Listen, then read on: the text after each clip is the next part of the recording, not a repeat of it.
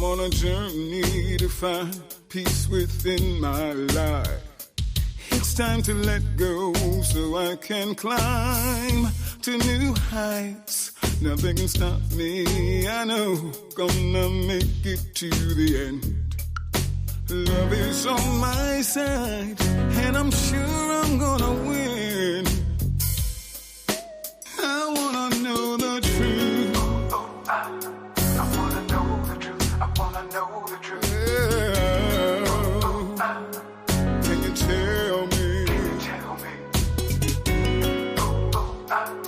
I wanna know the truth. I wanna know the truth. I want to know the truth.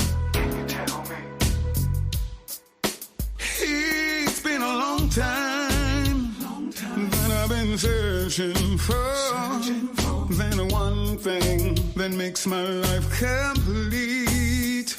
And I'm gonna hold on, I'm gonna be strong, 'cause in my heart, truth I'll always see. I wanna know, I'm gonna know.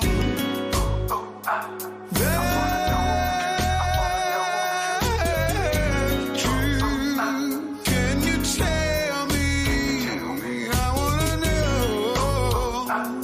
I wanna know the truth. I wanna know the truth. I wanna know the truth. Can you tell me?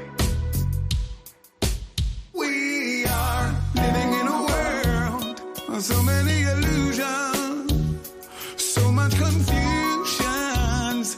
I need a strong foundation, the pearl of truth that separates the dark from light, from day and night. Help me change and sacrifice the wrong check. from the How can I find the truth? Let me count the ways. I can focus on my ancestors to brighten up my day. I can listen to a sage or an elder's wise word. Try some deep meditation where the Most High is served. Because the truth is beautiful, like children playing in the park. Or inside of rhyme ciphers where genius is spark. Be the dark, the light, and all the time that's in between. And you can find mad truth inside a trance states and dream. Listen to that little voice, it be telling you for true. And with a bit of divination, show you what you gonna do. Whether it comes abstract or the stone hard fact. 'Cause if it comes from God, it be the truth, that's that. Yo, no need to question, just learn the lesson. And ain't no stretching, 'cause it's truth we're manifesting. Like what? Like what? Want to? I wanna know Can the you truth. tell me? Can you let me know? I need to know Got to know. the truth. Can you tell me? Got to know the truth. Want to know the truth. The late great Punk Ra Amen, the tap, peace and blessings. Peace and blessings to you this beautiful Thursday night. I know you want to know the truth. And the truth is hidden, especially the truth about the chakras, right? Very, very good to be here tonight and talk to you about a powerful, very important development, redevelopment, re-release. It is now available to you, a book that unveils the mystery systems, that breaks the seals, that gives you the information you need to understand a very important topic that impacts your relationships, it impacts your performance, it impacts your spiritual growth, it impacts your ability to achieve your goals.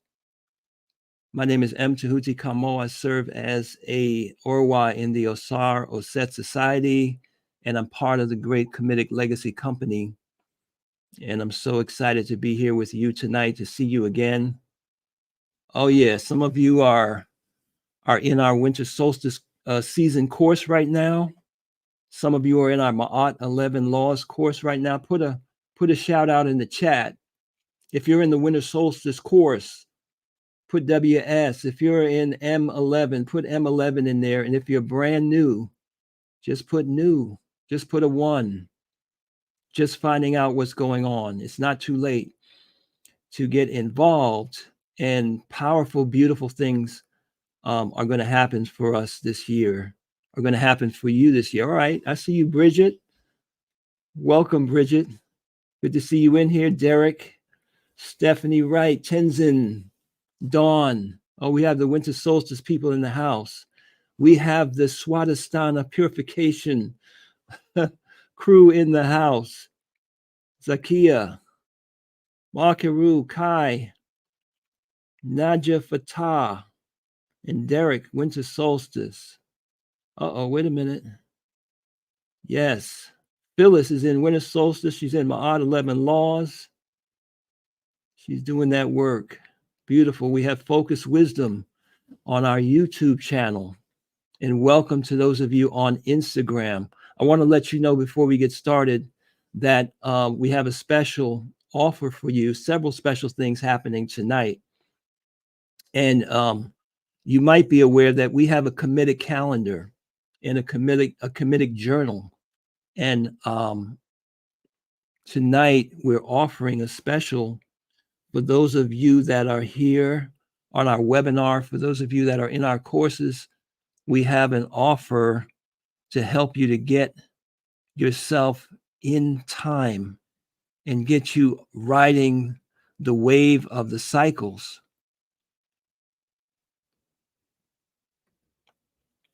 So let me just, here we go.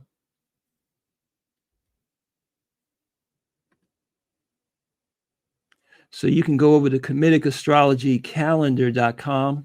You can see our beautiful calendar, which was designed, of course, with the instruction of our master teacher, Ra Un Nefer Amen, who taught us about the cycles of the Paut Neteru and how those cycles affect what's happening in your life from month to month. And we also have a journal through which you can do your spiritual work, record your revelations. You can be mindful of the cycles. And right now we have an offer of 20% off. You can get both the journal and the calendar on the website when you use the code winter season, right? You immediately get 20% off. So we'll talk a little bit more about that as we go along. But here's your address, kamitastrologycalendar.com, kamitastrologycalendar.com, and you can pick up a copy of our calendar and our journal. Also want you to know, if you're not familiar with Kamitic Legacy, kamiticlegacy.com is our homepage. It's where you can follow up tonight on the powerful information that you're going to receive. And it's where you'll be able to get a copy of some of the great works of the master teacher, Ra Un Nefer Amen, as well as many other things. But tonight we're going to be talking about Kundalini Yoga. We're going to be talking about chakras, and this is the book, one of many works that our guest has talked about the chakras, but this is the definitive light on Kundalini Yoga that explains to you that there's not just 7 chakras or 5 chakras. There's actually 14 chakras that you need to be aware of, and the understanding of how to work with them. So that book is re-released. It's available for you. We'll talk some more about that shortly. But right now, here we go. At this time, it is my honor, it is my pleasure to bring to the stage of Kamitic Legacy for this Thursday night. It's been a minute.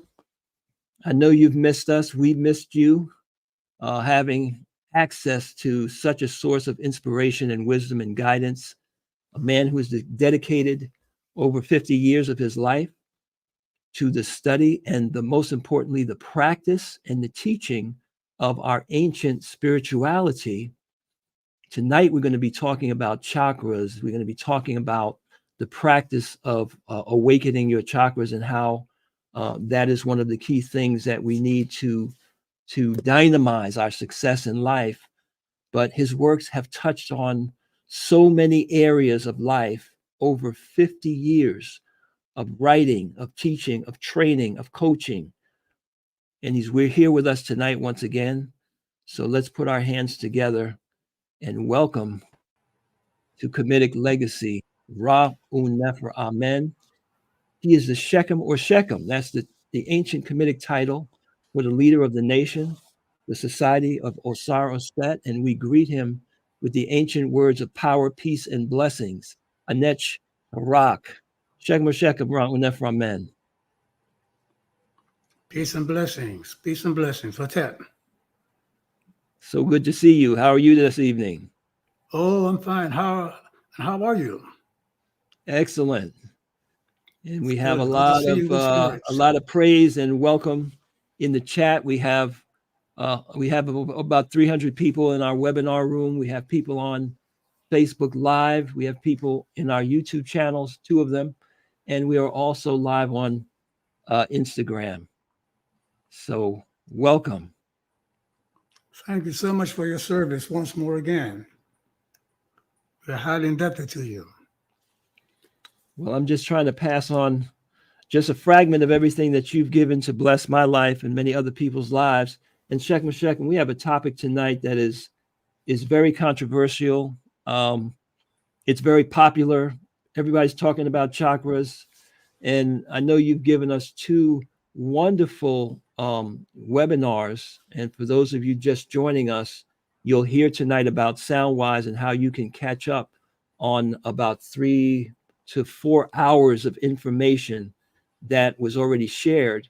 And Shechem, you blew a lot of minds. You started off with the fact that even the word chakra, the way we understand it, is not the original understanding of what a chakra is. And this idea of these geometrically patterned, fields of energy, and there's only 5 of them, or there's only 7 of them, that we just basically don't have the whole picture. Absolutely. And there's a basic reason for the lack of understanding about Kundalini Yoga and the chakras. And I'd like to start off by letting the audience, first of all, I want to say hotep to the audience. Thank you so much again for tuning in and sharing an evening with me. And the importance of Kundalini Yoga and chakras, are very important. And the reason for, the controversy and the problems is that we talk about over 5,000 years spiritual science. When we speak of Kundalini Yoga and chakras, we're speaking about a spiritual scientific system that's been around for over 5,000 years. You see that? And when you have something that has been in practice for such a long time, there's going to be all kinds of transformation of the system, modifications, variations, contradictions, corruptions, etc., etc. That's just normal to any system and so on, especially when most of the life of that system, we don't have,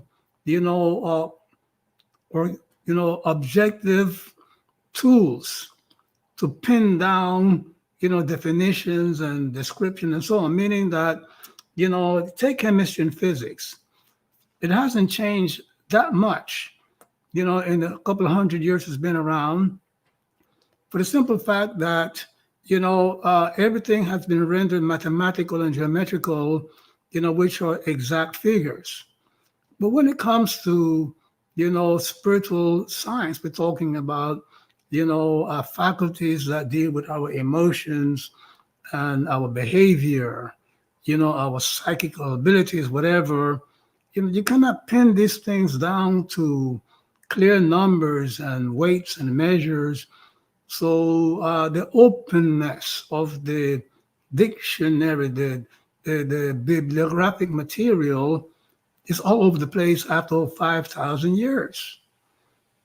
You see that? So we have to keep it in mind. When you go on the internet and you look up Kundalini Yoga, you look up chakras, you look up any form of yoga, you see that if you are doing a deep dive, a scholarly research, you will find that there are all kind of contradictory definitions of the different kinds and practices of yoga and so on. And the thing is that, what is compounding the problem is that lots of people in this audience are not aware that the Hindu and the Buddhists and the Sufis, created lots of books. They wrote lots of books about the different yogic practices. Books that are not available have not been translated into the Western languages, such as the Hatha Pradipika, and things of that nature, the Shiva Samhita, and all of these books are not known to the majority of, students who are going to yoga, looking to, for a, quote, simple solution to their life problems. You don't want to be entangled, in a 12-volume set of discourse, to learn how to lower your blood pressure and increase your fertility and, and the blessings of yoga. You see that? But you have to understand that unless you do the deep dive, you might end up with a lot of wrong ideas about yoga and yogic practices and things of that nature. You see that? So let's start off by understanding that the yoga science is not a religion.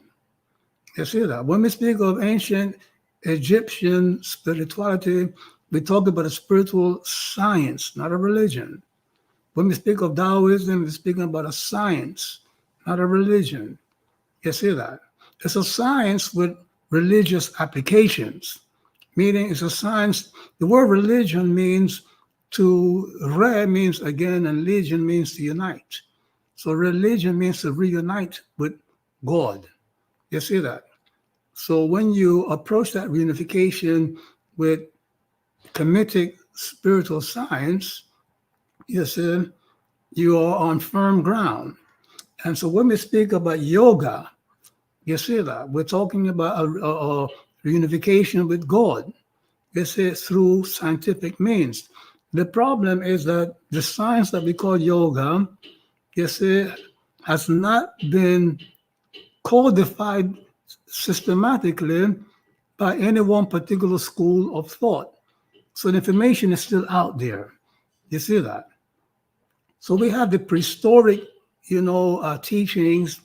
We have the pre-Vedantic, practices, the Vedantic practices, the Tantric practices, the Upanishadic practices, the theosophical practices. That's theosophical is when the Europeans in the 18th century, Madame Blavatsky and the Golden Dawn Rosicrucian began to learn about yoga. They were studying with the Tibetan masters and things of that nature. So they put their 2 cents into the hat, and they are the reason, they're the source for many of the incorrect association of the chakras to the various hormonal faculties. For example, when we said that Ajna chakra corresponds to the pineal gland, that was, an identification that was made back in the 19th century, when little was known about the pineal gland, about physiology in the first place. So a lot of these problems, comes from the fact that we're looking at a system that has input from many, many different sources over a period of 5,000 years. You see that? And at this point, it's not a question of who's right and who's wrong. It's a question of studying the matter, and coming together and clarifying, the issues, because there's a lot of food there for thought and a lot of medicine for the soul. You see that?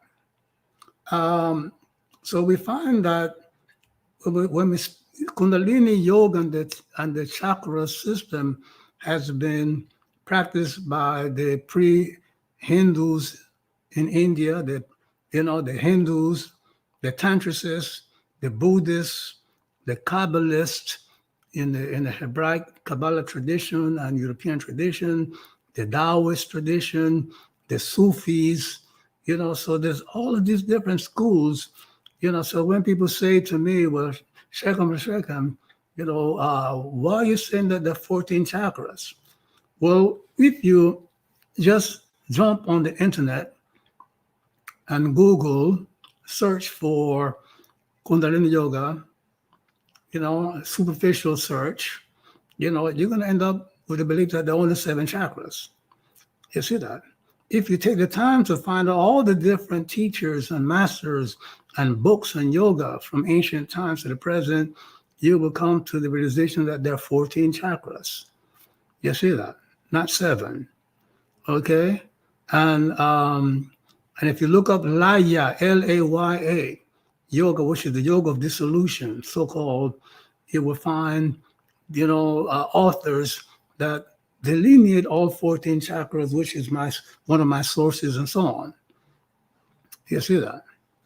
So what are these chakras that make up the Kundalini system? First of all, Kundalini is the life force. It is exactly what the Taoists call the chi. You see that? The life force, the chi. You see that? And the same way that your chi flows through, different plexi and things like nature, different, the 10 guas or the 12 guas, depending on how you look at it, the Kundalini energy flows through, these psychic centers, which we call the chakras. You see that? So you find, for example, in Tibet, there's a book called Tibetan Yoga by Ivan Wentz, one of the best books on yogas for practitioners ever written. And if you really want to get into the esoteric practices of yoga, you need to get that book, Tibetan Yoga by Ivan Wentz. You see that? And the Mahanirvana Tantra, by Arthur Avalon. You see that? Okay? So the whole thing, as well as the Kundalini Yoga by Arthur Avalon and things of that nature. And you will get, these are European, Ivan Wentz and Arthur Avalon. These are guys who went and humbled themselves to the Tibetans and the yogic gurus and lived among them for years, decades even, and were initiated and taught. And they were writing down their experiences, which is a whole lot more than just simply going on the internet, and looking for some quickie answer that somebody who's looking for fame and money, is passing him or herself off as a yogi teacher. So I've been practicing this for over 50 years. My society is 50 years, all over the world. And I've been teaching and studying, these systems for over 50 years now. So, and it has worked for so many people, and that's what I'm sharing with you. You see that? So, to boil down, what do the chakras, which are the psychic centers, of Kundalini, what are they? Let's get a metaphor. You have an electrical current coming into your house, and that electrical current goes to a light bulb and lights up your room, lights up your house. Now you can see clearly, what to do when there's no solar light. That same electrical current goes to your TV. Now you have audio visual information. It goes to, a digital player. Now you have music. it goes to the computer. Now you have, information exchange. Okay, it goes into a heater. Now it heats up your house. So you have, this electrical current running through different appliances that convert that one force into different types of energy expressions: heat, light, sound, smell, da da da, and things of nature.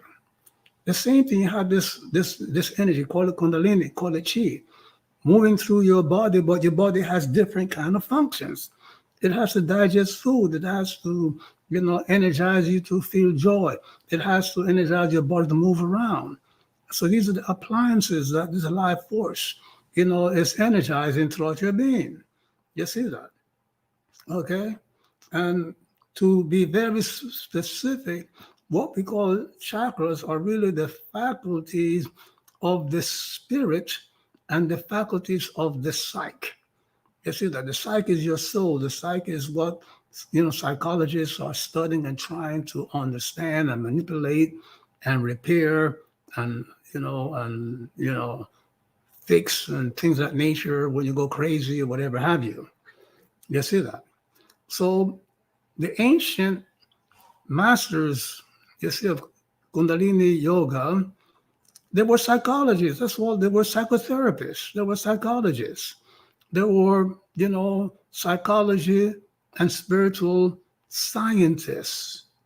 You see that? When they made, these pronouncements, they said, look, what you call the psyche today, okay? They call the 5 lower chakras: Vishuddha, Manipura, Muladhara, Anahata, Swadhisthana, the 5 lower chakras. You see that? The so-called throat chakra, solar plexus chakra, heart chakra, the root chakra, and the sex chakra. This says these are the 5 psychicals, the 5 faculties that make up what you call your psyche. You see that? The Taoists, on the other hand, they said, well, what you have are 12, not 5, but you have 12 faculties that make up what, psychologists call the psyche or the subconscious. You see that? The Tibetan, chakra system only has 5, not 7, not 14, but only 5. You see that? And when you take the time out to study the Tibetan book of the Tibetan Yoga by Ivan Wentz, and applied it practical. This is a very practical manual for yogic, practices, to learn yogic practices. It's not for the dilettante. You see that? It is for the people who are extremely serious about yoga. You see that when you take the time and you go through that book, you will find that when the Tibetans say there were only 5 chakras, not 7 or not 14, you see, they were not wrong, because they had all the ways of addressing the other 9 chakras. You see that? They just not incorporated into, the schematic. You see that? So, but when people say that there are only 7 chakras, this is something that was pushed by the tantricists, okay, in ancient India. You see that? Because the lower 5 chakras,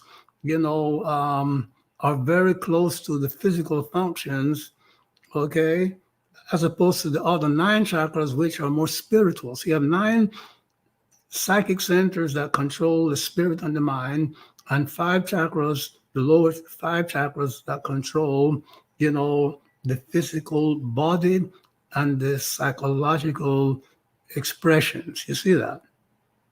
Okay. So you find, for example, the Swadhisthana, so-called sex chakra, and I say so-called because the Swadhisthana chakra, deals with your emotional fear. That has something to do with your sexual body. Okay. The sexual function, the pleasure, the drive is what keeps mankind from extinction. It is the be fruitful and multiply mandate of nature. You see that? So it keeps us, relating to each other in a manner that keeps the species alive. when we pursue, a sensual conjugal relationship, it's not because we want mankind and the species to survive and expand. We're attracted to the pleasure, and that behavior comes to the Swadhisthana chakra. You see that? Okay, the fear, because you see, if you don't have fear, you see, before you spiritually develop, to guide you, you need fear to keep you from doing things that will lead to your premature death. You see that? So the Swadhisthana is the source of, your fear, your sensuality, your pleasure seeking, and many other other behaviors that we would call negative. You see that, such as egotism and things of that nature. You see? So, and I will talk a little bit more about that. The same thing with the anahata, the so-called heart chakra, and that when you go on the internet, okay, there's a chakra, there are two heart chakras. You see, the dilettantes will not teach you that. There's the enriched, which is the spiritual heart chakra, and then there is the anahata, which is the psychical, the psychological heart chakra. You see that? So a lot of times when the internet gurus tell you that the anahata is about love and spirituality and equilibrium and things of that nature, they have really taken the rubrics of the enriched, the spiritual heart chakra, and confusing it with the physical, psychological heart chakra. And I'm going to show you the difference later on in this, discourse. You see. So it's very important for you to understand, my beloved, okay, that you have these 9 spiritual centers and these 5 psychological centers, which is, the 5 lower chakras, to which were added the ajna, so-called, third eye, incorrectly, and, the sahasrara, the crown center. You see that? So let me just wrap up this introduction here. Okay. So we have, a science that is over 5,000 years, and there has been a lot of ideas exchanged cross-culturally between the Buddhists, the Hindus, and when I say the Hindus, I mean the Vedantics and the non-Vedantics in India, the Taoists in China, the Tibetans, and things like that. They've all been adding and so forth, even the Western people, the Kabbalists. For example, in the Kabbalah system, the Swadhisthana, so-called sex chakra, becomes the Zephira Yesod. You see that? Okay, and in Taoist system, it associated with the water centers, the Gui, the Gui, and the rat, the pig and the rat, branches of the so-called Chinese astrology. If you do a deep dive into this science, you will find that they are, talking about the same thing from a different perspective and a different language. You see that? A yogi will tell you that the Swadhisthana, so-called sex chakra, is the source of your excessive fears if you have a fear problem. You see that? And the yogi will say, well, this chakra is watery element, the water element. A Taoist priest, a Qigong master will tell you the same thing, that you have excess water within you, you see, and you need to strengthen the kidney meridian. You see, the kidney faculties and things of that nature. And they will prescribe, healing sounds and special movements and breathing techniques and herbs and things of that nature. You see that?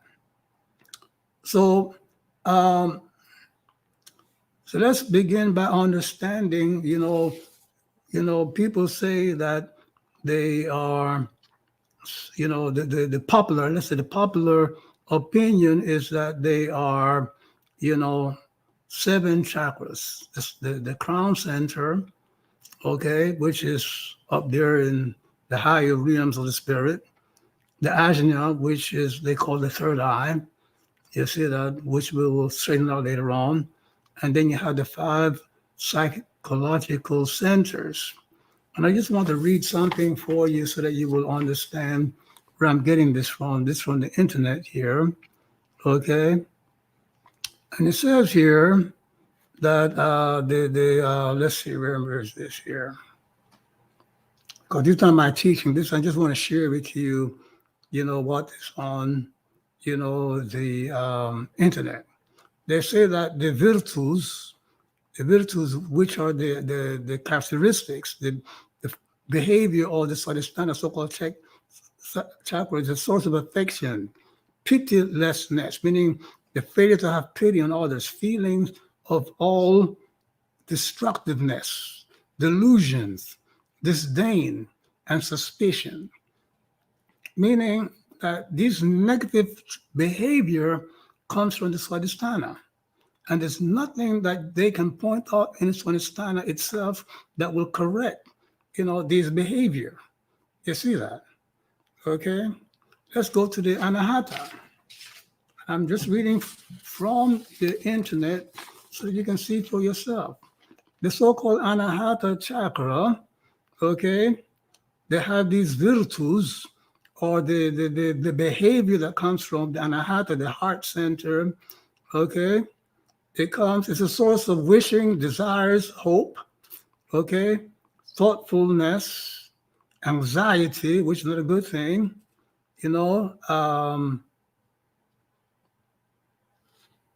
assess the effort, making effort, okay?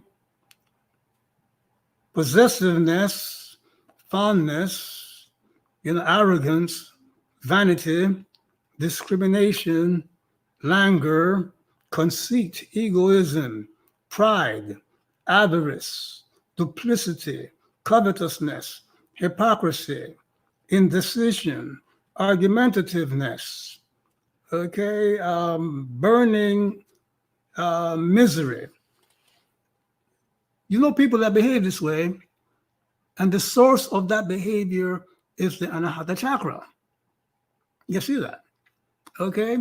There are other virtues that are associated with an Anahata chakra, but that is the mistake where they've taken the aspects of the enriched chakra, which is the spiritual heart center. You see that? Okay?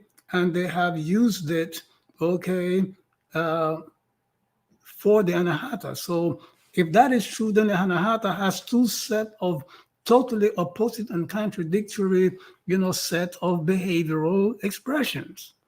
You see that? Okay, let's go to the Manipura, the so-called solar plexus center.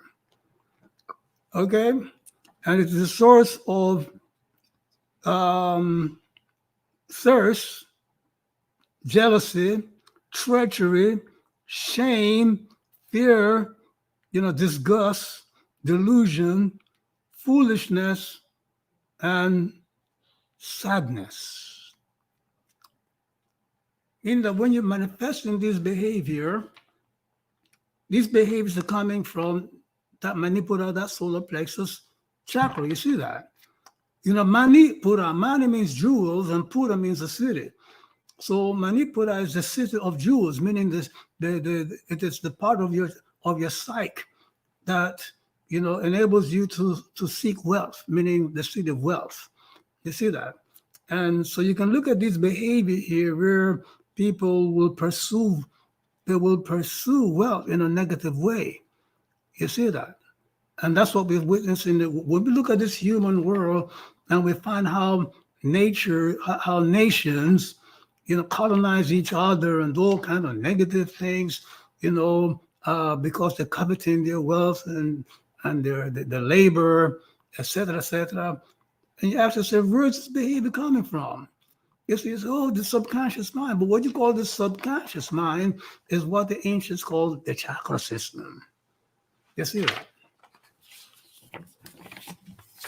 Meaning that the ancients were just not sitting around, praying to God to relieve them and from covetousness and egocentrism and hatred and all of these things. They systematized, they discovered the sources within them. You see that? That is the cause of this behavior, and how to create special meditation and practices, asanas and breathing and certain sound waves.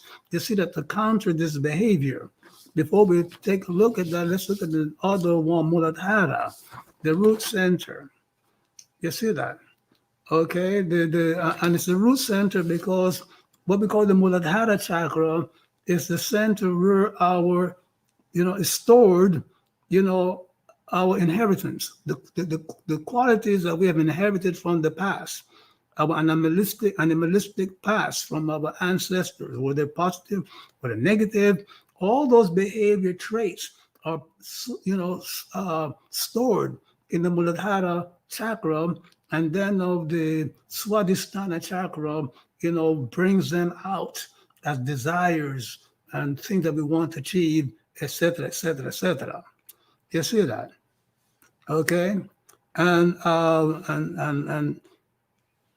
so when they say the Muladhara is the source of strength, they're talking about the strength that we accumulate, that accumulates in our system from cultivating positive virtues. Because you see, in the Muladhara chakra, that's where we store the good, lessons, okay, the good successes that we have, and get rid of the useless stuff. And that is why, for those of you who understand the psychology, you see that God uses that metaphoric system, that the Muladhara, is tied in, with the organs of, elimination. You see that? The large intestine. You see that earth chakra is analogous to the metal, gua in Chinese system, that metal element and the metal gua. You see that where we get rid of what is not useful and hold on to what is useful. That's the purpose of the Muladhara. And when we hold on to what is useful, that is what makes us strong. You see that?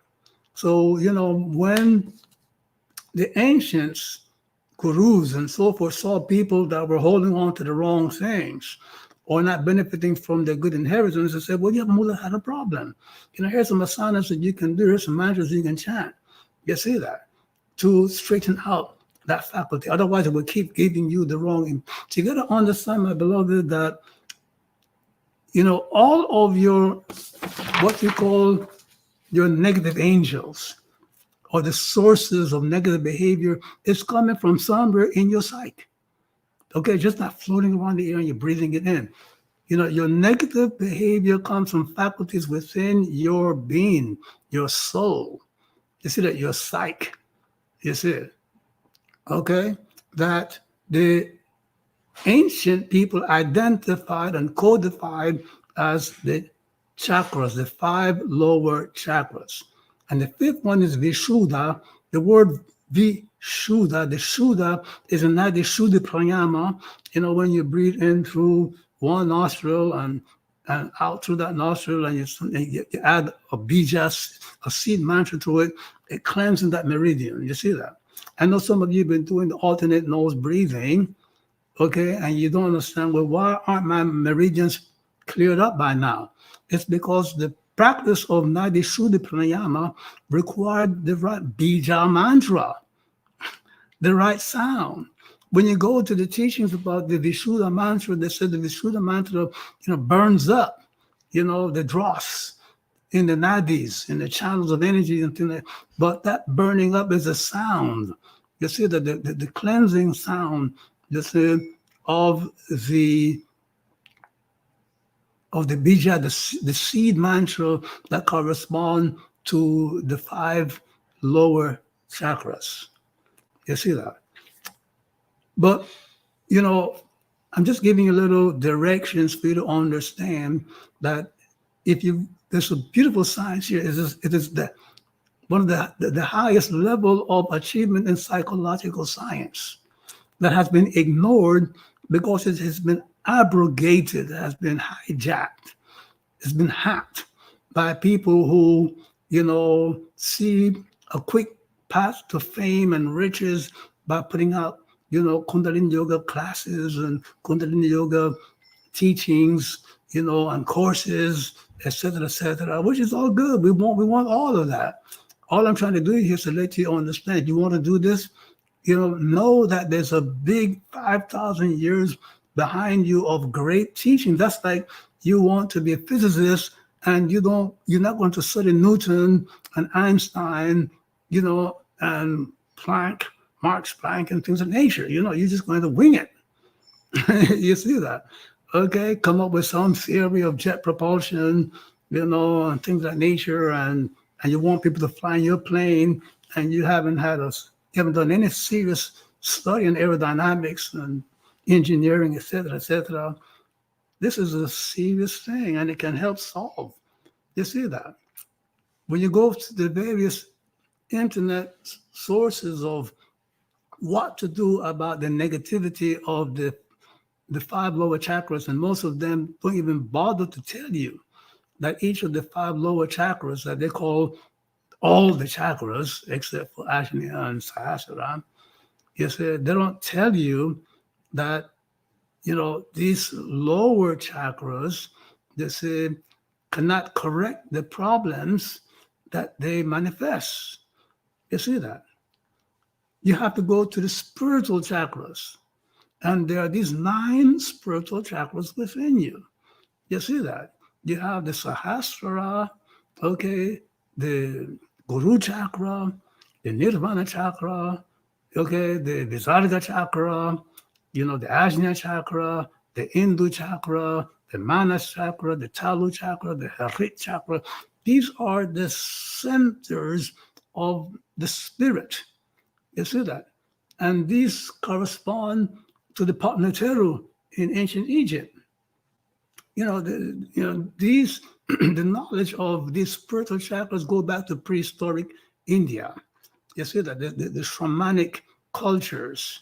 You see that, and one of the reasons why, and I talk about it in my book, Enlightening Kundalini Yoga. One of the reasons why you don't hear about it is because, in ancient times in India, God was a woman. We say God the mother.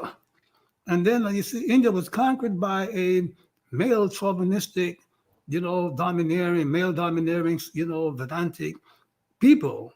And they're not going to roll with, God the mother thing. You see that? You see, no, there's God the Father, and that's it. You see that? Okay?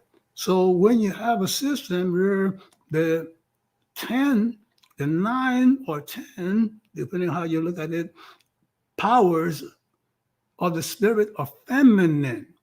You see that? Meaning that's a part of your being that has the power to produce a child, meaning an effect.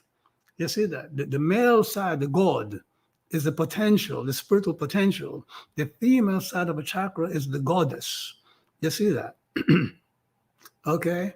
But in that ancient system, the goddess stood, as a chakra in her own right. You see, in the Kundalini Yoga system of the tantric tradition on to the present, you see, the goddess or the mother goddess, and it's not God or goddess in the Western sense. Okay, it's a metaphor for the energetic productive system within you. You see that? So the mother goddess was the active function, that which manifested, that was the spiritual side of you. You see that? So in the tantric system that gave us the so-called 7 chakra system, the goddess or the executive power is reduced to a helpmate, a Shakti, a little power down there. You see that? And so we have this picture of the great, male figure, God, and a tiny little female sitting on his lap or something like that. And all of that is a lot of politics involved when you read these ancient books and so forth. You cannot separate the cultural politics. To this day, it hasn't changed because it's the same people that haven't changed. there needs to be a spiritual revolution. But that's a different story. It's going to evolve, not revolution. It will evolve. Do your work, manifest your divinity, and people will see your light and the great things that you're achieving and things of that nature. So let's break down these spiritual centers. You see that? Sahasrara chakra. Go all over the internet and you will not find any system for working directly on the crown centers. They have 50 seed mantras, 50 bija seed mantras in the Sahasrara chakra that are repeated 20 times each. So that's 1,000, points of light and points of energy in that Sahasrara chakra. You see that? Those 50 bijas are distributed through the 5 lower psychic centers. You see that? So you create the Sahasrara chakra, or you turn on those lights, those power centers in the brain. You see, when you use the spiritual chakras, meaning the Ajna, the Indu, the Guru chakra, and so on. When you use those spiritual chakras to purify and transform the 5 lowest subconscious mind, center, okay, it then turns on each of those 50 bija. You see, then you get one of those, those skulls that Kali wears. Kali has she has 50 skulls that she wears around her neck, representing the 50 human, qualities that have died away from you. You see that she's not this, ugly witch or whatever that later on people try to make of the ancient shamanic, female, oriented spiritual science. You got to understand that, you see, there's a culture that puts women down and does not want to see women in the position of power. They say that's why the Kali and Chinnamasta, and all of these ancient, female versions of divinity have been, demonized and, and brought down to the lowest level and things of that nature. But, there's too much at stake. Your divinity, the divinity of the world, when we saw yesterday, day before yesterday or yesterday, people trying to celebrate, this football game, victory. Our young kids, shooting at each other, killing innocent, people, that are standing by. You see that? How you change that? You're not going to change all of what's wrong in the world by more police force. You cannot change people and the world from the outside. You have to change people from the inside. Remember, you see that you cannot legislate psychological change. You cannot achieve psychological and spiritual manifestations through commandments and force and jails. You have to have programs that understand the psyche and the spirit and help people to put these practices in place. You see that? So when you learn to use the spiritual chakras, we talk about, let's say, the Ajna chakra. The Ajna is not the third eye. Vision, is the dominant faculty of perception. We perceive through hearing, through tasting, through smelling, through touch, and so on. But seeing is the master, not only because we do it more often and rely on it, because you see, if I see something, it's real. If I see something, it's happening. Whether I'm seeing it within the inner realms or in the outer realms, seeing is the verification. The word to verify from the Latin ver, to see. Ma'at, the root of ma'at, which is a law. The root of ma'at is ma'at.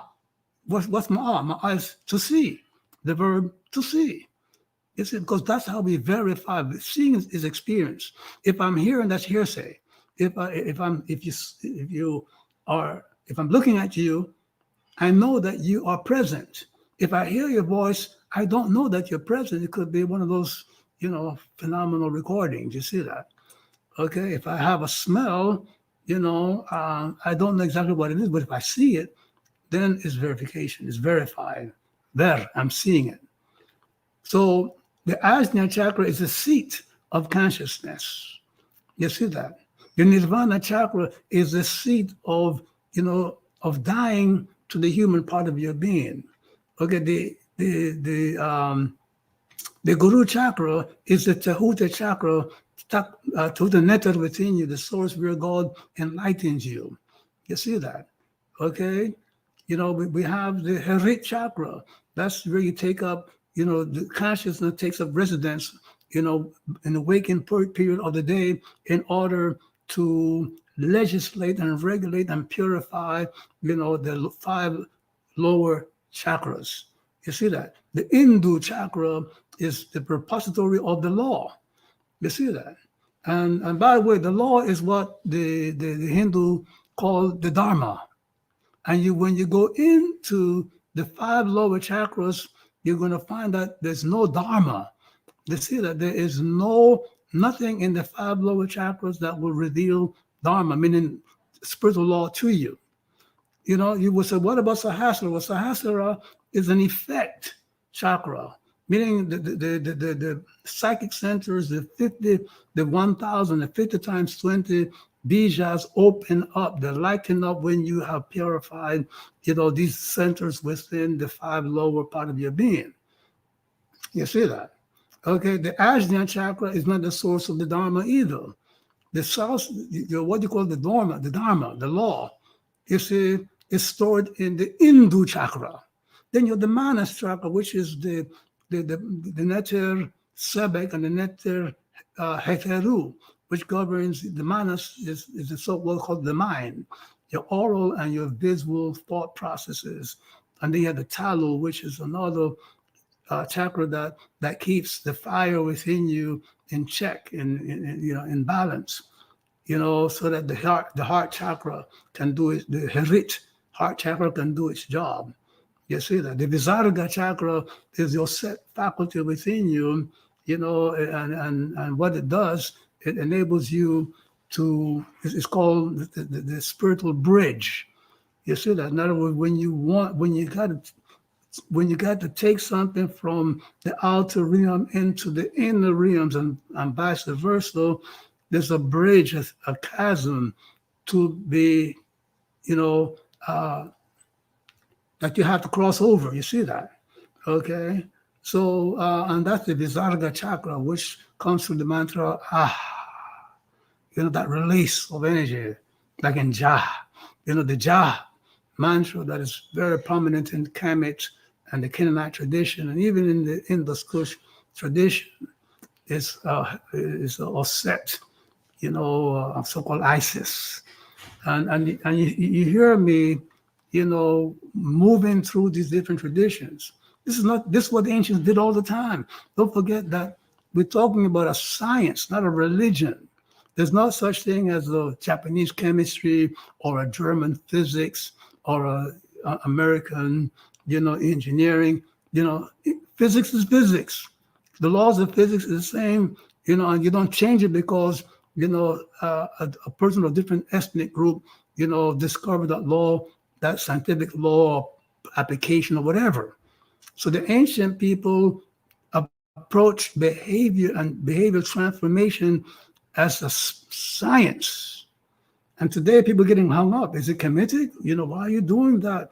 Why? Well, that's Chinese, that's Taoist. Why? There's no such thing as a Chinese science or a black science. Science is science. And spirituality is science. Once you understand what science is and the rules of science and the rules of spirituality, you understand it's the same thing. You see that? Okay? So, I have other things to share with you, and I'm sure that it will come up in the question and answer period. So, I want to thank you for your patience, me talking so long and so much, but I'm trying to squeeze a lot, in a very short time. So, you got the floor. Such an important topic, Sheikh Meshechem, when you speak about behavioral transformation as a science. and you brought up one tragic incident. I have an app on my phone now that one of my children turned me on to. It's a Citizens app, and you just want to turn the thing off because every 5 minutes, somebody over here is getting shot. Somebody over here just got robbed. Somebody over here got stabbed.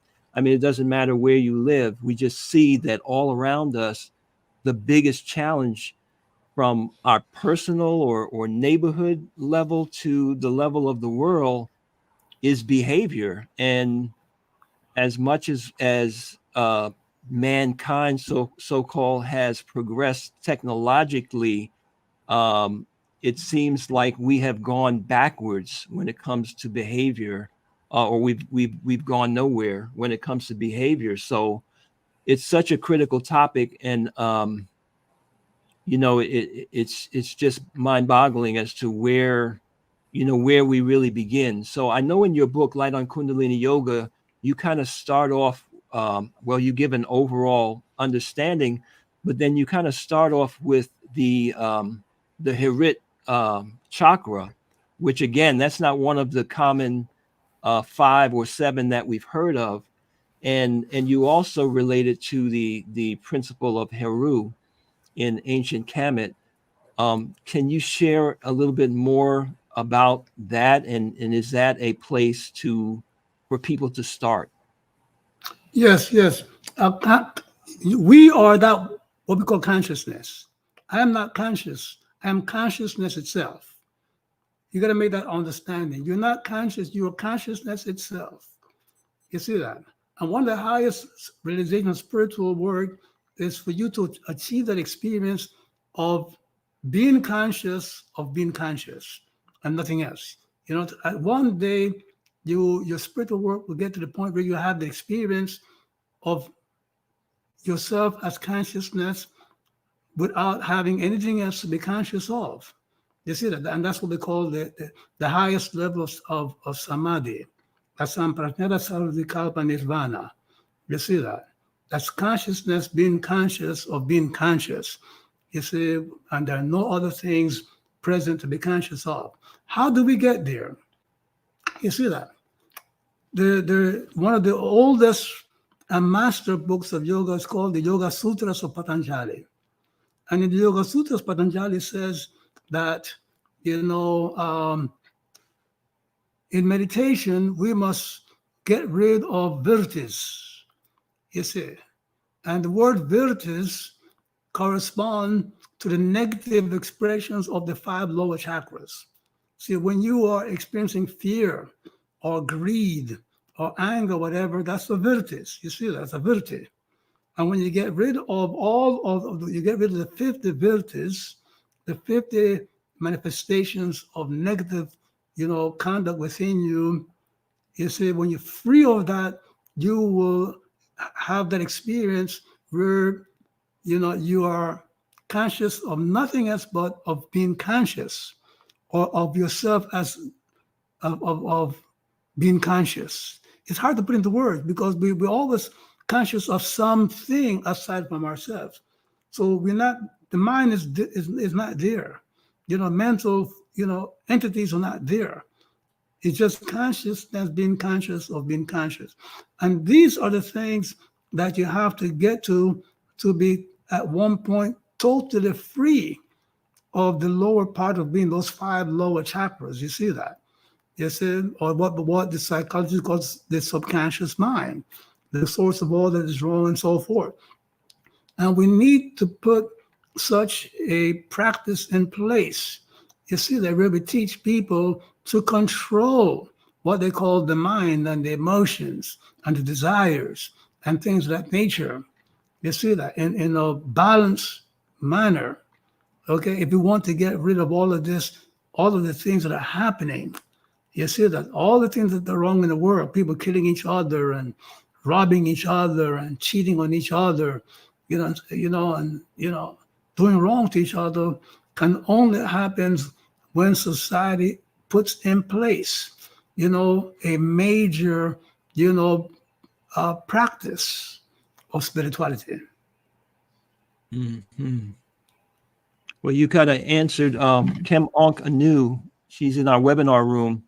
and she is asking about the Sahasrara chakra and how that relates to the experience of samadhi.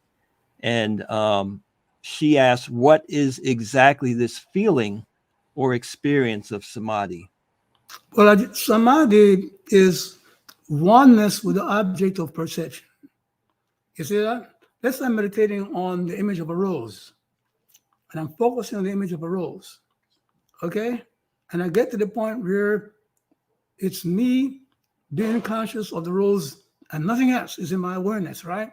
That's the moment of samadhi, but that is an outer samadhi. You see that? If I'm doing meditation and I'm focusing on my act of being conscious, you see that? Where being conscious, experience of being conscious is the object of my cognition during the meditation. You see that? When I get to that point where I am conscious of nothing else but being of the experience of being conscious, that's the ultimate samadhi. You see that? So the thing is, what's the practical application of this? Okay? In other words, if I can get to the point where I'm divorcing my awareness from objects of cognition, if one of those outlets of cognition is my anger, my fear, you see that? My egotism, my ambition, okay? If I can quiet that and be just one with my consciousness, my act of being conscious, then I'm totally free of that anger, that, things of that nature. Meaning I have to get to the point where, you see, I can shut off the cognition of the anger, the fear, the worry, as opposed to, have it there and ignoring it. You see that people will say, well, and that's the pedestrian thing is to put your mind on something else. You see that? But so if I'm afraid of something and I'm fighting that fear by putting my attention on something else, you see that? It's only a matter before my awareness goes back to that object. If not, then later on. You see that? So what I have to do is to put my consciousness on the act of being conscious. And that is what samadhi looks like. Wow. So, and by the way, right, that's the highest hotep, the highest expression of hotep. Yeah. So that relates to what our ancestors in Kemet would speak of as the so-called God, Amen. That's correct. With the level of Amen, yes. That when everything is at peace within you, okay, all forms are obliterated. So there's no forms to be aware of. So you're aware of being aware without having anything to be aware of. That's what Patanjali was trying to express when it says when you get rid of all the virtues. And he's talking about the manifestation of the 5 lower chakras. You see that? Now, Shekhar, you nirvana. Samadhi. You teach and advocate the use of mantras, but some people who are speaking about this ability to ignore all the thoughts or achieve a state of mindfulness where you are, consciousness beholding itself, are basically boiling that down to the process of letting thoughts go. So can you share a little bit about, you mentioned the bija and the mantras and how that plays a role in the workings with the chakras? Well, the mantras is awakened faculties. And you got to understand that, when I'm meditating to develop the ability to be conscious of being conscious and nothing else, that's different from me working on a mantra to open up a faculty. You see that?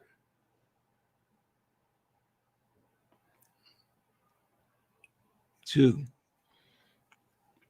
Also, Shechem, in this winter solstice season course that you put together, which is we have a lot of people on the line right now that are actually experiencing this, and you can also put testimonials here as what you've experienced from that. You focused us on working on one of the lower psychic centers during the winter season, and I noticed you also made a correspondence between the the chakras and the Taoist system, of the Taoist calendar. Can you share some of the insight that you gave us about how these psychic centers are related to the different seasons of the year, and how that might influence the spiritual work that you do? Well, I will take a quick short dive because we're talking about a complex, material here. But there's everything in the universe, operates through energy, and energy moves in a wave form. You see that, and wave-like motion creates cycles. You see that.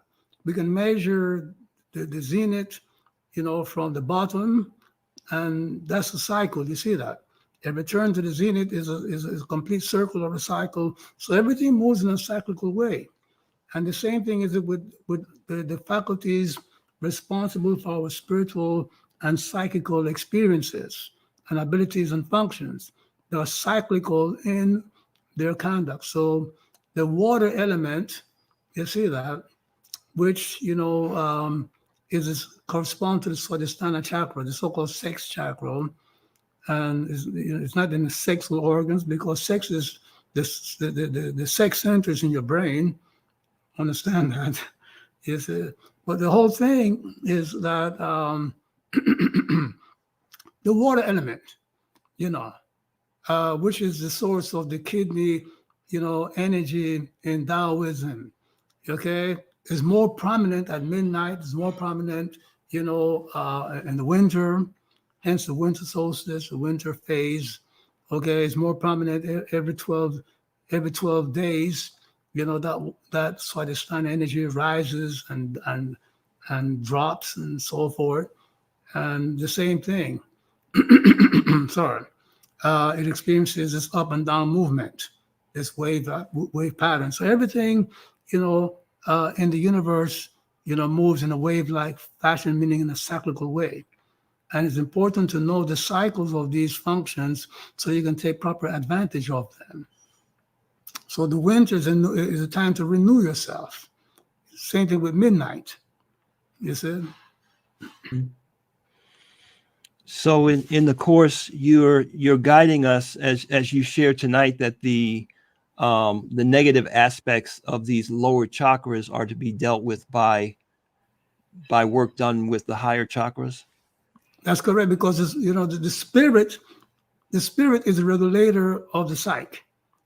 The spirit regulates the mind and the psyche. You see that? Okay, the psyche, the subconscious cannot regulate itself. There are no moral, mandates. There are no moral, there's no generators of moral behavior in the 5 lower chakras. All you got to do is go on the internet and do a deep dive research, and you find that the virtues or the manifestations of the lower 5 chakras are all animalistic. They're the source of what's wrong with mankind. You see that? Now, when you look at the spiritual chakras, the Hindu chakra, for example, the 11 laws of Ma'at. The Guru chakra, is a source through which, you receive divine, intuition. You see, so you find all that's good and uplifting in life comes from the spiritual chakras.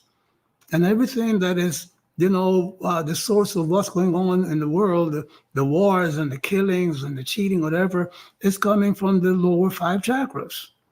So to have a system that acknowledges only those 5 chakras, okay, is flawed. And I'm going to give you the reason why. The tantrists focus on those 5 chakras, and the reason for it is that the psyche, or the soul, or the so-called subconscious, once it's stimulated enough, it will manifest psychical behavior, telepathy and things of that nature. So this was the attraction for people, devoting and focusing their work on the 5 lower chakras to have the experience of psychical powers and psychical manifestations and so on. You see that? And you do the research on the internet, you will get a list of the different psychical, abilities that will come from overstimulation of those, those 5 lower centers. But you see, the key to psychical power is the overstimulation of those chakras, those lower chakras. So what are you doing? You're overstimulating the fear, the anger, the egotism, because the chakra doesn't make a distinction. You see that? Okay? You drink coffee to stay awake and to be sharper mentally, and you drink too much coffee to stay more alert, and you end up eating somebody's head off. And all they wanted was, to ask you a question of how you're feeling. And you snap back with them because you just had too much coffee. An experience a lot of us can relate to. So we have a few questions here, and if you're just joining us, this is Ra Un Nefer Amen, Shechem Shechem of the Osiris Set Society, Master Teacher, celebrating 50 years this 2023, actually, 2024, of spiritual work. He's the author of the Meduniter series. He's the author of Light on Kundalini Yoga, which is not the first book where he gave this information on the traditions of India. He's been doing that since the 70s, and he is re-released his book. It's available on our new website, which I'll share with you before we leave at comedic-legacy.com. And Shechem, you have 2 digital platforms now where people can learn about these things.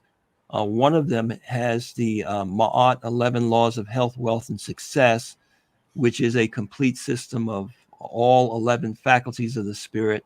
And the other, which is now in progress, and I see we have a few people from our Winter Solstice season course is going on now. We have over 1,400 students in there having a wonderful experience. And some of them are with us now. And in that course, we're working with the chakra system integrated, or I should say reintegrated, with the faculties of the Kemetic spiritual system. So Kenneth Franklin, in our webinar room, is asking about that, how the 11 faculties of the spirit complement or correspond to the chakra system, and what is the process of working these 2 systems together. Kenneth, that's exactly what we're doing in the Winter Solstice season, which is a 90-day program right now. But I did want to bring that up, Shechem, for you to see Kenneth's question. Well, first of all, the 11 faculties of the spirit, okay, that system is the same as the prehistoric, shamanic yoga system. You see, in other words, going back to the prehistoric times in India, there was a system called the Dasha Vidyas. Dasha means 10, and Vidya means, tutoring, meaning that there were 10 goddesses tutoring from which you could get, spiritual guidance. And these dashas, these 10 Vidyas, these 10, angelic tutors or spiritual tutors within you are the same as the, Neteru of Kemet.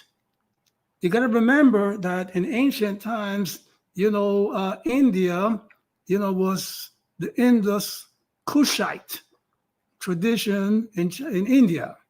The same people that are the Kushites, in south of Egypt, in Ethiopia, in ancient Kush, are the same people that populated, prehistoric India, and they had sister, cultures. So the 11 faculties of the spirit is Kemetic, and it's the same teachings and basic mantras as the Dashavidyas, the 10 mantras. You see that of the Shramanic tradition. You see that you don't hear anything about the Shramanic traditions in India, which corresponds to 11 faculties in Kemet, because you see India, you see the Vedantins, the Aryans that invaded India, decimated the Shramanic people. You see that? So that tradition went on the ground, and it's gradually, slowly and slowly coming back into its own. And you see, so the whole thing is they're not complementary, they're the same. You know, you just have to make the correspondences. Ajna, the Ajna faculty is the same as the Osera faculty. You see that? The Sahasrara is the same as the Men faculty. The Guru is the same as the Huti faculty. The Nirvana chakra is the same as the sacred chakra. You know, the Hindu chakra is the same as the Ma'at, you know, nature and so on.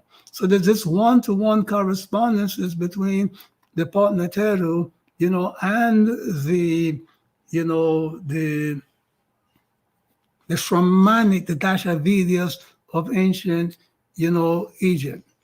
You see that, and if you go and you look on the internet and look up a book called Laya Yoga, you can get it on Amazon, Laya, Laya Yoga. Forgot the guy's name.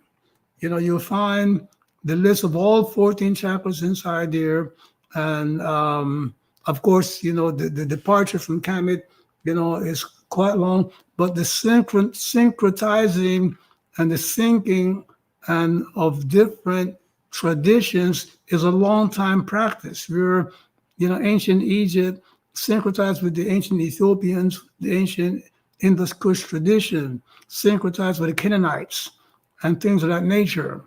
And you find a lot of parallels, you know, because we're talking about a science. You see that? So, you know, we have this thing of thinking of spirituality as a tradition. Think of it as a science. Once you think of it as a science, then the rules that apply to science applies to our spiritual, you know, teachings as well. Meaning, there's no such thing as a German physics or a Japanese chemistry. There's chemistry. There's physics. There is, you know, there are 10 Neteru. You know, there are 10 Vidyas. You see that? Okay. The Chinese say that there are 5 psychical faculties. The Taoist says there are, you know, 12 psychical faculties, but 10 elements. You see that? The Tibetan says there are 5, you know, faculties, psychical faculties, which they superimpose spiritual mantras and things of that nature. So you got to understand that they're dealing with a science, you see, that has been shared by many cultures over the past 4,000 or 5,000 years. And the name of the game is to share, because you see the wisdom is spread all over the globe. You see that? And if you want to really help yourself and help the world, you know, look for, you know, not complementary, but supplementary, because they say the teachings of the various people have been degraded and corrupted by invaders and invasions and things of that nature. So you have to supplement the other teachings with your teachings and supplement your teachings with their teachings. And that is what we're doing. You see that the books of Egypt the libraries were burnt several times. They were burnt down. You see that our people were invaded and colonized, you know, and our books were destroyed. Our teachers were assassinated and things of this nature. So we have to supplement through the practice of analogies. You see that? Okay, so meaning that if you understand that the mantra Herit is the same as the mantra Heru in Egypt. You see that the mantra Aung, A-U-N-G-O-O, is the same as the mantra A-U-N-K, Ankh and Aung, are the same thing. And you have all of these, you know, parallel teachings. Then you will enrich in the other, and the other will enrich in you as well. So that is what we're doing. And this is the source of the strength of how we were able to expand all over the world for the past 50 years. And Stephanie Wright is with us in the webinar room. And a lot of us have been exposed to or have sought spirituality through Buddhism. So she asked, how does ancient Buddhist tradition intersect or reflect these understandings? There's only one hard answer for that question, and that is to get a copy of Tibetan Yoga by Wentz, Wentz. On Amazon, get a copy of, Tibetan Yoga. It's going to be hard, but it's all practical. It's a practical manual, of Tibetan Yoga. You see that? Okay? That is the Tibetans, what they did, they brought their Buddhist, way of looking at things, the same practices that the Hindus have, just that they package it differently. You see that? But it works. That Duma breathing and so forth that I taught you guys came from that book, Tibetan Yoga, from Ibn Wentz and things of nature. And as you know, it works. And Ron, you're asking a question about visualizations that were given with the mantra in the Kundalini book, and another person asked about how you use the mantras. Is there a recording? Yes, the recordings or the mantras, you can get all of those mantras as well as the melodies and guided meditations in the courses that we have, Ma'at 11 Laws of Health, Wealth, and Success. And in the winter solstice, you'll get directly the mantras we're using for this season. We also have Deborah Parker. Does that mean there will be a classes for the spring? And what should we do when March 20th comes? So Shechem, there are some people with us who just joined the winter solstice today or the last few days, and some people who are not sure if it's still time for them to take advantage of the winter season and what will be happening in the spring. As long as they can get 21 consecutive days of meditation before, let's say, March 10th. You see that? They are still good to go. And I spoke about the Anahata negative, characteristics. I read it for you, right? And the Anahata is a chakra that governs the spring. You see that? And it has to be purified through the Vishuddha chakra as we purify the Swadhisthana, you see, so that we can, transform and reintegrate ourselves with God. Okay, so during the spring months, starting at the spring equinox, during the spring months, we work with that Anahata chakra to empower our ability to achieve our goals. It's time to act now. You see, the winter is a time for you to, strengthen your divine identity, to re-identify yourself with the divine, take it away from, I am a human being to I'm a divine being. You see that? But then come the spring, it's time to act as that divine being. You see that? Okay? And by identifying all the ways in which the human tries to achieve, his goal, and replacing it with the way, a divine being achieves her goals, let's say, will also strengthen your divinity and optimize your ability to achieve your goals. You see that? And we have a couple of testimonials, Shechem. We have Tabs N, who says, I started the winter solstice in January and finished my 21 days, referring to the prescribed 21 consecutive days of meditation in the course. Finished for 21 days on February 4th. It has been a great experience where I have been able to smell and taste things during the meditations. I've also been able to reduce my fear and anxiety about what is happening at work, and I've been feeling happier. Wonderful, wonderful. That's what we're aiming at. And then we have Kriti Srivastava. I'm in the winter solstice and it is life-changing. I'm feeling a deep connection to myself and am able to see beyond cultural programming that hasn't served me. My question is the rage that I feel outside of meditation and during meditation when we are being guided to move out of the corner, dancing and smiling. I think he's referring to depression. I'm wanting to move past events and not able to. I get frustrated. Any guidance? Well, the course gives you a script, and part of the script involves you reasoning about the laws, about the truths that you're going to put into your mind to replace your old ideas about how you should, what's happening to you and how you should function. So if you find that, when you are outside of the meditation itself, you're still being harassed and bothered by the past, the negative past, then it just simply means that you need to meditate a little longer, and you might need to do some reasoning work about, why you should not give in to the fears. You see that you're just not repeating affirmations of truth. You have to, and you want to reason. You see that why give in to fear when the fear damages your health and damages your ability to be successful? You have to have that understanding and strengthen that understanding, as opposed to just simply saying, well, I shouldn't give in to fear or anger, whatever. So do some more reasoning work about the affirmations.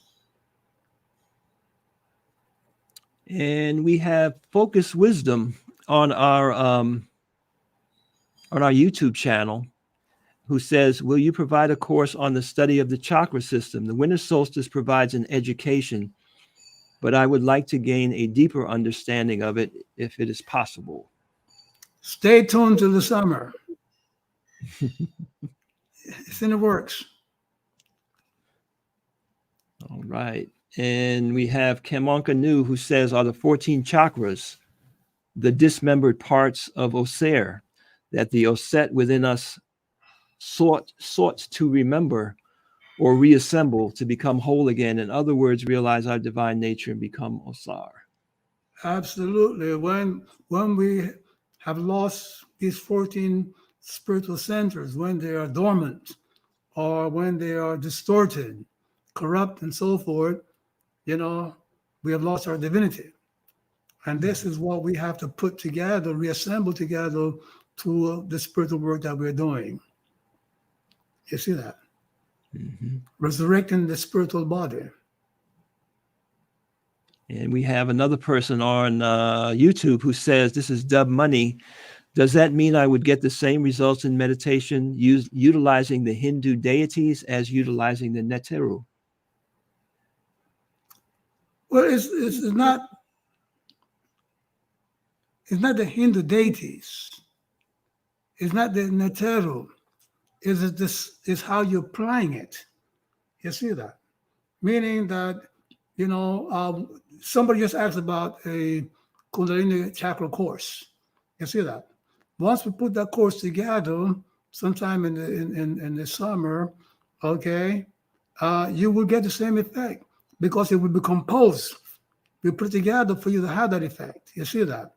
And the reason that we're doing it is that, people have different, spiritual ancestral backgrounds. Is that some of us have an ancestry that goes back to ancient, Black India, ancient, Vedantic India, from Kemet, from Uganda.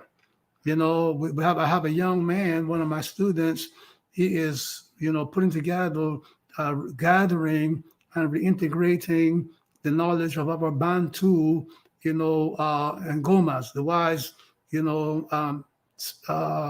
teachers of Azania, and so on.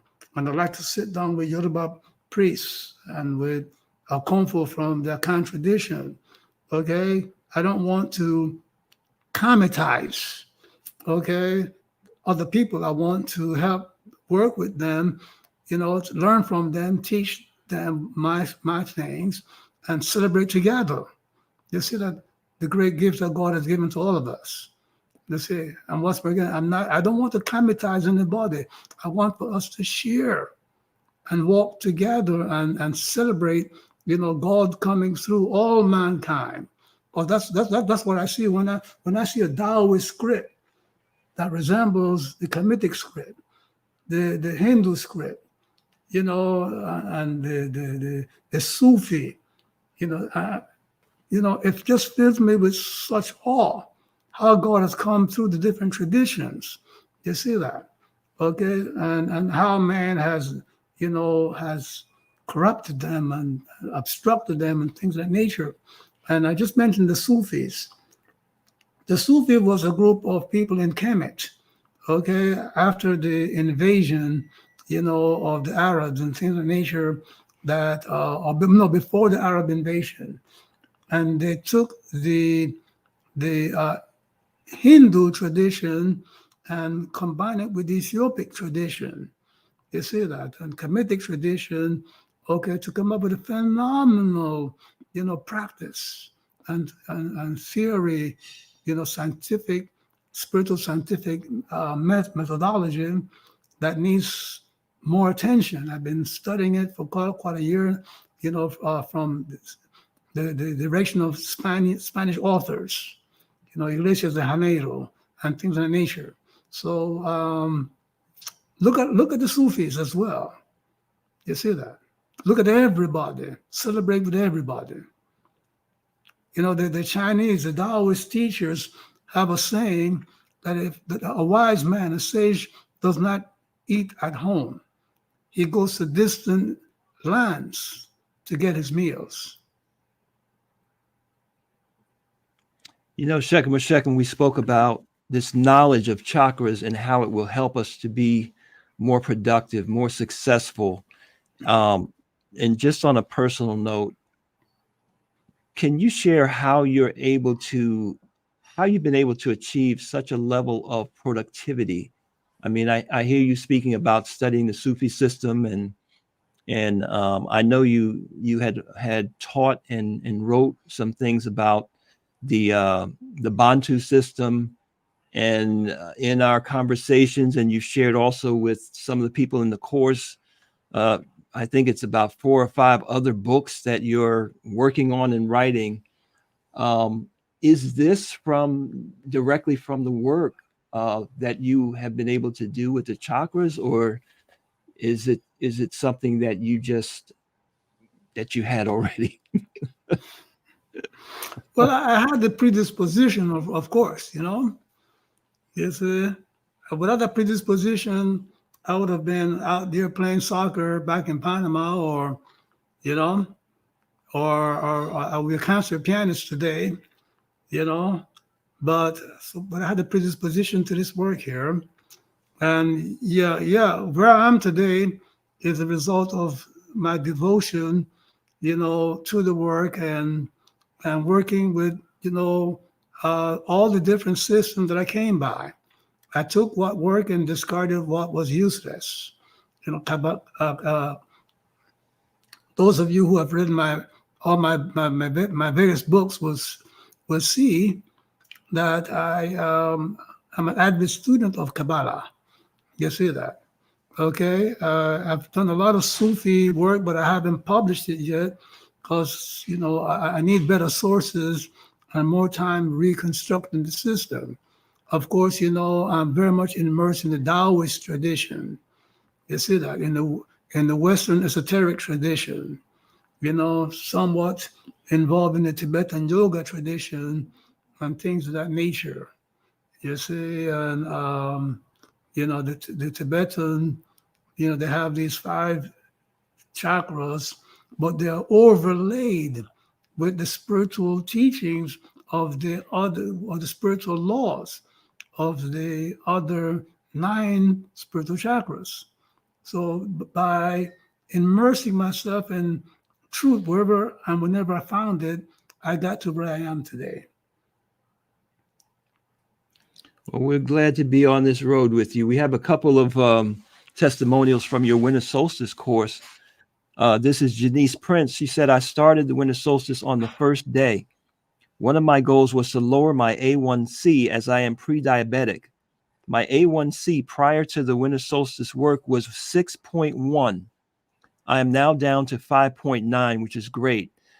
She's shooting for 5.5. Also, my cholesterol, which was not a problem, is down 20 points. Yay. Yeah, that's great. That's great. Keep on working on it. Keep on working on it. And we also have Ankra Musat Shirim, who says, Anetcharak Chekmashek, my person is a double amputee in assisted living in a nursing home. Many of the residents wonder why I am so peaceful. I have a nurse and 2 different caseworkers wanting to learn to meditate. They see your book, Light on Kundalini, and that opens the door for dialogue. My person is 57 days in, headed towards the spring equinox. One must do the work. I am at peace. And Dwa'u. And that peace is going to heal him tremendously. Yes, sir. That's wonderful. Thank you so much for sharing that. And we also have Marie J, who says, I'm finding that should I get triggered, I actually am reciting truisms in my mind from the meditations, which I started in January again, as last year. I've learned through these wonderful teachings that it was the wrong cycle for me, and I was resisting too much. But having started in January, many great changes have taken place in my life. Thank you so much. Thank you. Thank you so much, Mary Jane.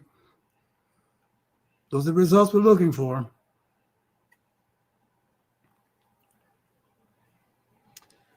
So forgive me, those of you, there's a lot of questions and comments scattered around. Shekhem, we are at an hour and a half, and I suspect you have more work to do before this night is over. Yes, sir. But I would like to give you the opportunity to give us some direction. And those of you that are online, if you're not familiar with the Winter Solstice course, I'll be sharing information about exactly what it is and how you can get involved after we're done. Yes, well, I'd like to leave you with the understanding that the Kundalini and chakra system, you should approach it looking at it as a source of great psychological teachings. So, but you have to approach it with the understanding that there's a lot of work to be done to fix it, to uplift it. The raw material is there. You see that? And I will be putting out other books this year on the Kundalini Yoga course. And I hope that many of you will take it up, as a tool for sociology and psychology, as opposed to, the way people are using it, for pleasure, tantra pleasure, and things of that nature. People are using Kundalini Yoga and the chakras to sell trinkets, to sell, gemstones and rings and amulets and things of that nature, without giving you the real truths. So let's get serious about the great work that, ancient people have left us, to uplift us and to understand that we need to approach the ancient spiritual teachings with seriousness, because what is at stake? What is at stake? Look at the condition of the world that we're living in, domestically and internationally, and you will understand, you will find the reasons for immersing yourself into these spiritual teachings. We don't have time right now to waste.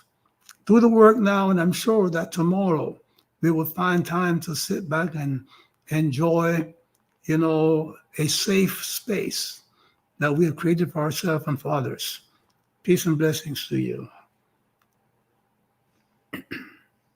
Thank you so much for your time, Shekhem. And Thank you.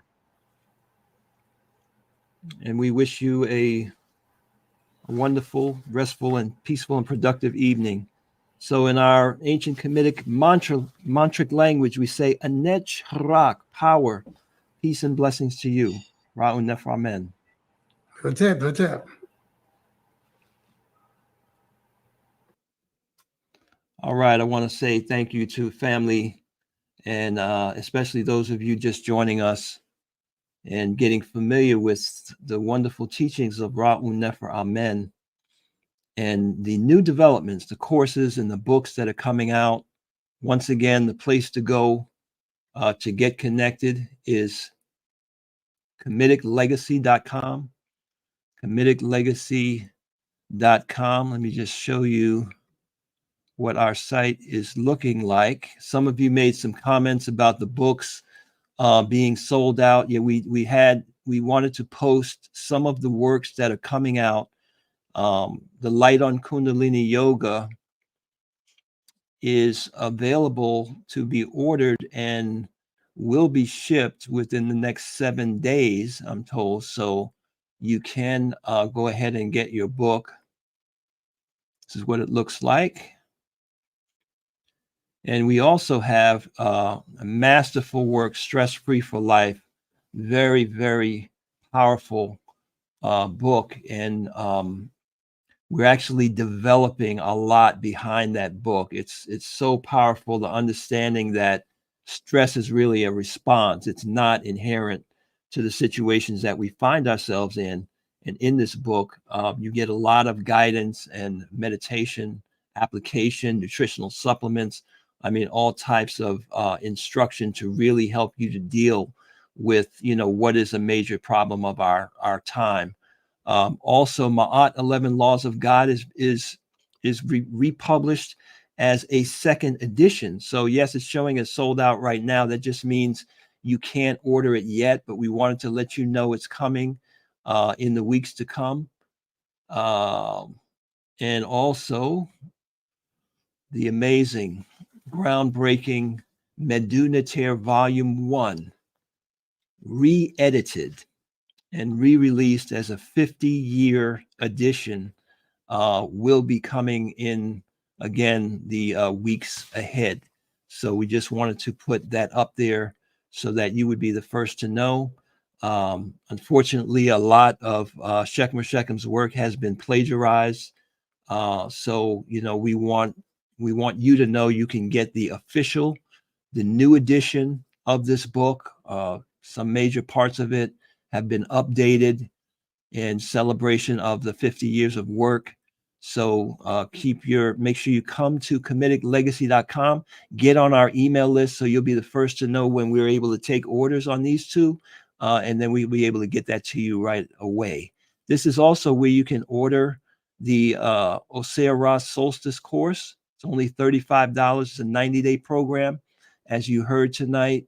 As long as you can get in your 21 days, which you have time to do, since we're still in the middle of February, before we go into the March edition, which will start around the 20th of March with the vernal equinox, then you can get a tremendous foundation out of that course. So let me just share with you what you receive when you receive that course. We're all looking at our phones these days. So we made a mobile version of the course. Let's see here. And this is what it looks like. It's delivered on a platform called Soundwise, right to your mobile device. Here you have access to audio tracks, to written instructions. There's handouts, things that you can print off, that you can, print from your computer, but you also have a mobile friendly version to read through the information with diagrams and illustrations. Here's some of the text in there of guidance that you can get as you listen to the material on the audio tracks. This is the Winter Solstice 2023. The winter solstice is just the beginning of the winter season. For 50 years, the world has been blessed with the wisdom teachings of Ra Un Nefer Amen. So we have some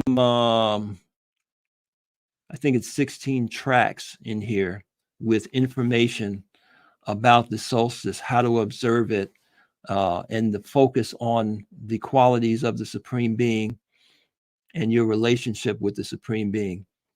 As you can see here, this is some of the handout material. This is on the Vishuddha chakra and the purification of the Swadhisthana chakra through the use of the mantras of the Vishuddha and Swadhisthana chakras, along with the Ajna and Guru chakras as well, and the Hirit chakra.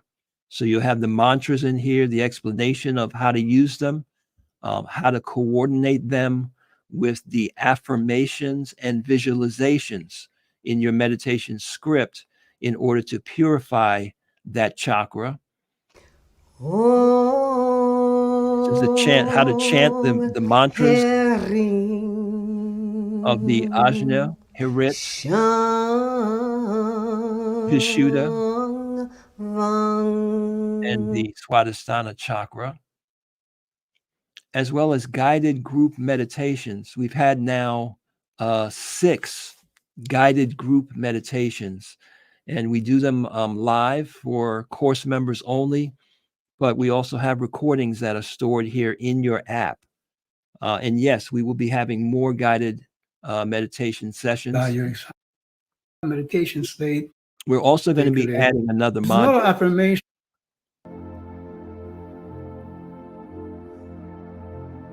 This is the Osir mantra, which is for the Ajna and Guru chakras. Once more again, recall a vision or a thought in which you are disrespecting God's presence in you.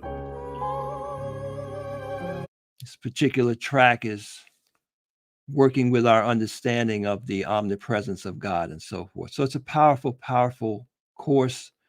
We encourage you to get involved now and get your 21 days on.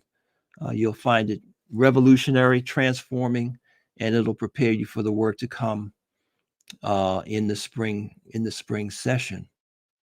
So that's our Comedic Legacy, comediclegacy.com. Here you go. That's where you go to order it. Comedic is Kamitic, legacy.com. Also, I mentioned we have a 20% discount available starting tonight.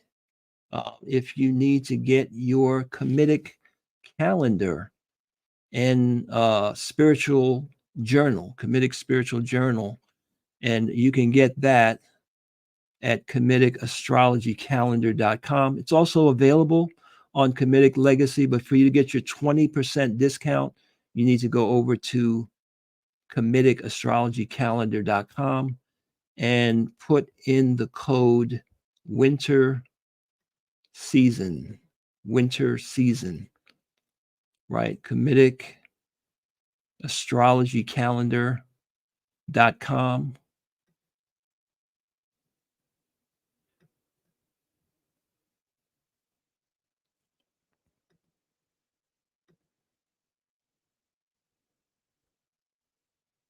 This is what the website looks like.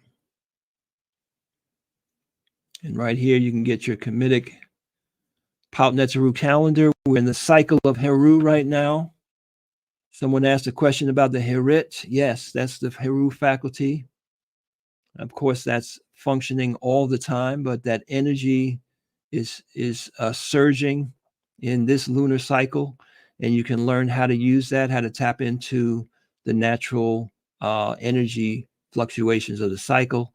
And then we have the Comedic meditation journal, gives you information on how to understand the various Pautnetzeru and how they relate to the zodiacal signs, which is also a science that existed in Kemet. In fact, you can see right here some of your zodiacal signs at the Temple of Dendera. And all you have to do is put in the code winter season and you get 20% off. So yes, if you're in the winter solstice course, we are going to release another module. It has to do with the comedic mindfulness practice known as the Uchao Medu, which is the weighing of the heart and the weighing of words. And that will be available. We've been waiting to get everything finalized on the material, get it loaded up into your course. And then we're going to have a special webinar, course member webinar, all about how to utilize that. Very, very powerful and beautiful system. So yes, $35, and Shechem is still not finished, giving us material to work with. So have a great evening. Peace and blessings, everyone, and we'll talk to you next week.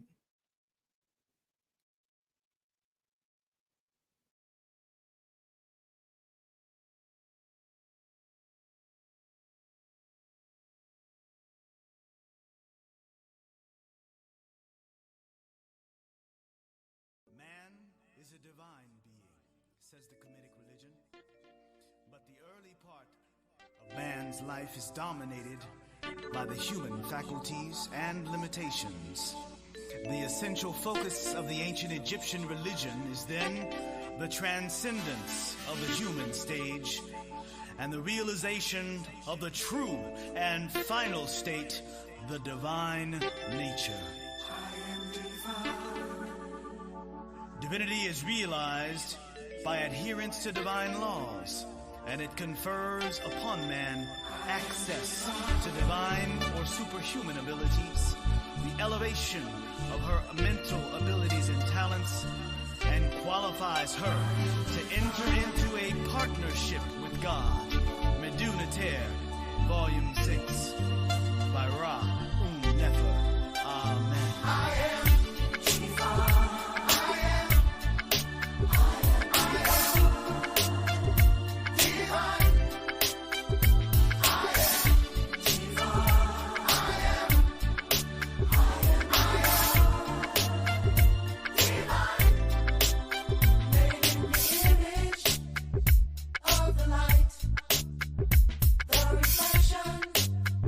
Of all that's right.